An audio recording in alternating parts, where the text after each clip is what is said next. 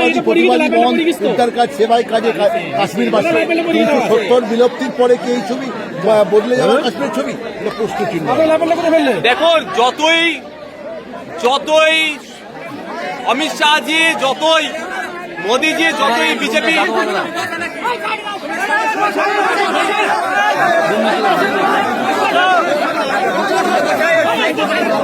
যতই এরা বলুক না কেন, 370 বিলোপের পরে নাকি কাশ্মীরে শান্তি ফিরেছে, নোটবন্দি পরে নাকি জঙ্গিদের কোমর ভেঙেছে।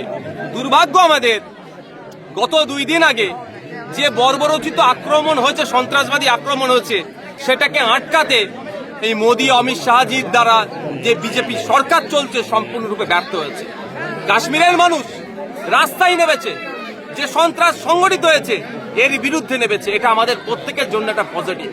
গত 35 বছরে যেভাবে কাশ্মীরের মানুষ বন্ধ আমরা অনেক দেখেছি, কিন্তু সাধারণ পর্যটকের উপরে যেভাবে হামলা হয়েছে, যেভাবে সন্ত্রাস আক্রমণ হয়েছে, এর প্রতিবাদে যেভাবে রাস্তায় নেমেছে, এটা আমাদের প্রত্যেককে কিন্তু ভাবাচ্ছে। কিন্তু দুর্ভাগ্যের বিষয়, এই হামলাকে কেন্দ্র করে ধর্মীয় বিভাজনে ব্যস্ত কেন্দ্রের বিজেপি সরকার যেমন, এবং বিভিন্ন জায়গায় বিজেপিরা কিন্তু সাধারণ মানুষকে এই প্রশ্ন তোলার মাইন্ডকে ডাইভার্ট করে দিচ্ছে যে ওখানে বিভিন্ন লেয়ারের সিকিউরিটি থাকে, তারপরেও কিভাবে দীর্ঘক্ষণ ধরে ওখানে সন্ত্রাসী কার্যকলাপ চালালো ওই সমাজ বিরোধীগুলো, মানবতার বিরোধী খুনিগুলো। ওই খুনিগুলোকে খুঁজে বার করতে হবে।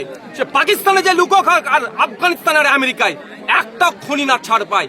যে খুনির মধ্যেই 25-এর ওপরে আমার ভাইকে খুন করেছে, আমার আর এক ভাই ঝন্টু ভাইকেও যারা খুন করেছে, একটাও না ছাড় পাই। খুঁজে বার করে 56 ইঞ্চি অনেক গল্প শুনিয়েছি, এবার সময় এসেছে সত্যিকার 56 ইঞ্চি না 16 ইঞ্চি তার প্রমাণের খুঁজে বার করতে হবে। একটাও না ছাড় পায়। কিভাবে আসলো, কাদের সহযোগিতা পেল? কারণ এরা আপনার সীমান্ত থেকে যথেষ্ট দূরে ওই জায়গাটা পেহেলগাঁও। ওই পেহেলগাঁওতে বছরে বিভিন্ন সময়ে প্রচুর টুরিস্ট যায়। আমরা কাশ্মীরে যতটুকু জানি, আমরা কি দেখি যে 5 মিটার 10 মিটার ছাড়া ছাড়া আর্মি থাকে, সেনা থাকে। তাহলে দীর্ঘক্ষণ ধরে অপারেশন চালালো, কোনো সেনা ছিল না।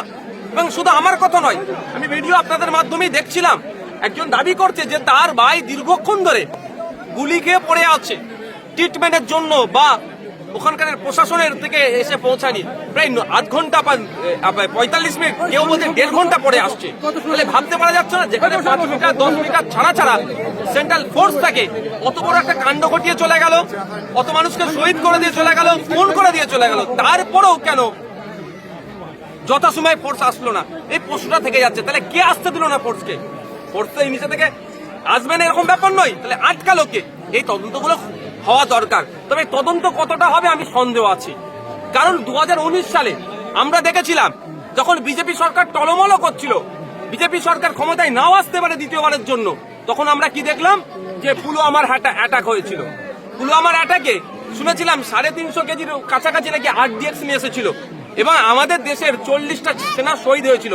6 বছর হয়ে গেল, এখনো পর্যন্ত আমরা জানতে পারলাম না ওই তদন্ত অগ্রগতি কোথায়, কতজন গ্রেফতার হয়েছে, কতজনের বিরুদ্ধে ব্যবস্থা হয়েছে, বা কারা কারা যুক্ত আছে, কোন দিক দিয়ে RDX আসলো, সেগুলো জানতে পারলাম না। তার মতো এটা হবে না, এটা আমি আশা করব। দাদা, পরিবার বলছে ধর্ম না, রাজনীতি, জঙ্গি যারা কার্যকলাপ চালিয়েছে যে দেশ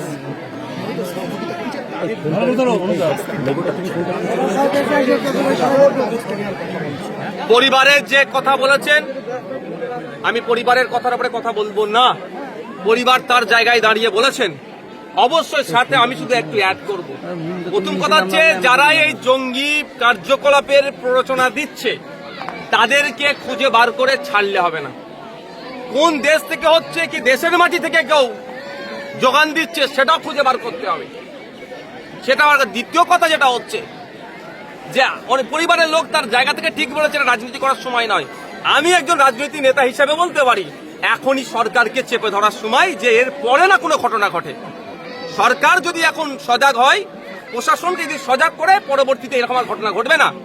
আর না হলে কোনো জায়গায় আপনার পর্যটন কেন্দ্রে যাবে, এই ধরনের লাশ হয়ে ফিরে আসবে, এটা তো মেনে নেওয়া যায় না। আমাদের নাগরিকের উপরে আক্রমণ হয়েছে, আমি তো প্রশ্ন সরকারকে করব, আমি তো বিরোধীদেরকে করতে পারি না।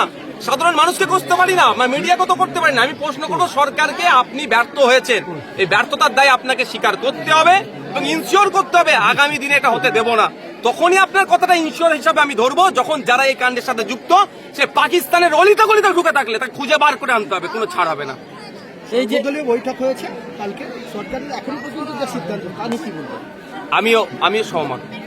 সরকার, আমি একটা আঞ্চলিক দলের একটা ছোট্ট এমএলএ, একজন সংযুক্ত মোর্চার একজন এমএলএ হিসাবে আমিও দাবি করব কেন্দ্র সরকার এখন অল আউটে যাক, জঙ্গি নিকাশের জন্য তিনি পদক্ষেপ গ্রহণ করুক, এটা চাইবো। তবে আমি প্রথম দিন থেকে বলেছি এটা আমাদের কাছে একটা বড় চ্যালেঞ্জ। এই চ্যালেঞ্জটা পার করতে গেলে সকলকে একসাথে কাঁধে কাঁধে মিলাতে হবে। সকলকে কাঁধে কাঁধ মিলিয়ে চ্যালেঞ্জ হচ্ছে ভারতবর্ষ থেকে, দেশ থেকে সন্ত্রাসবাদকে নির্মূল করতে হবে। এই যে অভিযোগ উঠছে যে আদানি পোর্ট থেকে এই যে জঙ্গিদের সহযোগিতা করা হয়েছে, অভিযোগ উঠছে, এটা একটা ভয়ঙ্কর অভিযোগ আমি দেখছিলাম মিডিয়ার মাধ্যমে। এটা হওয়া দরকার, তদন্ত হওয়া দরকার। এগুলো তদন্ত সাপেক্ষ, যে কোথা থেকে আসলো, আর্থিক সহযোগিতা কে করলো। দেখুন, শুনছি AK-47 গ্রেনেড নিয়ে এবং সাথে সাথে গ্রেনেড এনেছিল 5টা AK-47 এই কটা শুনছি, সেটা মিডিয়ার মাধ্যমে জানতে পারছি। ওগুলা ছোট পিস্তল নয় তো, ব্যাগের মধ্যে পকেটের মধ্যে ঢুকিয়ে নিয়ে চলে আসবে। তাহলে AK-47টা তাহলে নিয়ে আসলো কোথা থেকে, কারা নিয়ে আসলো, নিয়ে আসার সহযোগিতা কে করলো, এগুলো তদন্ত সাপেক্ষ, তদন্ত হওয়া দরকার। আমিও চাই তদন্ত হয়ে সত্য আসুক, যে বা যারা যুক্ত একটাও না ছাড় পায়। এই যে পর্যটক 26 জন প্রায় নিহত হয়েছেন, তাদের ক্ষতিপূরণের ব্যাপারে সরকারের এখন আমি এখানে একটা কথা বলবো, কেন্দ্র সরকার সম্পূর্ণরূপে ব্যর্থ হয়েছে। কেন্দ্র সরকারকে পর্যাপ্ত পরিমাণে ক্ষতিপূরণের ব্যবস্থা করতে হবে এবং সাথে সাথে যে পর্যটকগুলো ওখানে গিয়ে শহীদ হয়েছে, যাদেরকে খুন করেছে, তাদের পরিবার পিছু একটা চাকরি দিতে হবে। এবং আমার ঝন্টু ভাইয়ের ছেলে আছে, একটা মেয়ে আছে, ঝন্টু ভাইয়ের পরিবারকে চাকরি সহ ছেলেটি যে আইএস হওয়ার যে স্বপ্ন দেখেছে, সরকারকে সম্পূর্ণ দায়িত্ব নিয়ে আইএস করার ব্যবস্থা করতে হবে। আর সরকার যদি দায়িত্ব নিতে ব্যর্থ হয়, আমি এখানে সে কথা দিয়েছি, গ্রামের মানুষের সহযোগিতা নিয়ে আমরা ছেলেটিকে আইএস হওয়ার জন্য সর্বোচ্চ সহযোগিতা করবো। Thank you.